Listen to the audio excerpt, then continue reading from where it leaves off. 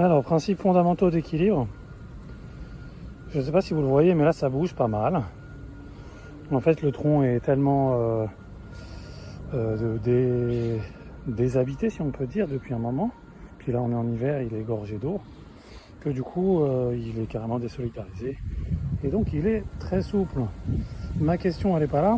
Elle est sur comment on fait quand ça a tendance à basculer d'un côté et de l'autre. On pourrait presque avoir un mouvement perpétuel, presque. Si je suis en train de récupérer mon énergie à chaque fois que je vois que ça balance à droite à gauche, et c'est presque comme si j'amplifiais quasiment comme une balançoire mon mouvement. Donc au lieu de ça, ce qu'on va faire, c'est qu'on va descendre notre énergie, donner un petit flex dans les genoux ici, et en fait ce mouvement-là deviendra en fait un amorti de ce qui se passe là, pour que le reste du corps puisse être stable. Ok ? C'est-à-dire qu'avant, je galère, tout mon corps est en train de balancer à droite à gauche. Si je mets un petit amorti ici et que je profite pour amortir ce mouvement-là, tout de suite là on voit que ça s'arrête. Donc l'idée, c'est d'avoir une petite flexion, de descendre le centre de gravité en sensation, le chi, et là on va tout de suite se mettre à avoir quelque chose de beaucoup plus stable.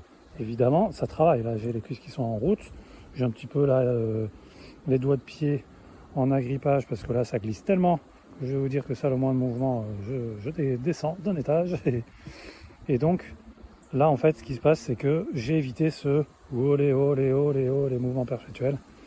Donc, c'est expliqué de manière pas du tout, on va dire, scientifique, mais le résultat est exactement le même. C'est extrêmement précis. C'est-à-dire que là, hop, je suis engagé. Et là, je bouge plus. Alors, évidemment, mon téléphone peut encore bouger, mais je pourrais vous montrer ça, du coup, évidemment, plus en détail dans des stages, les centres d'équilibre.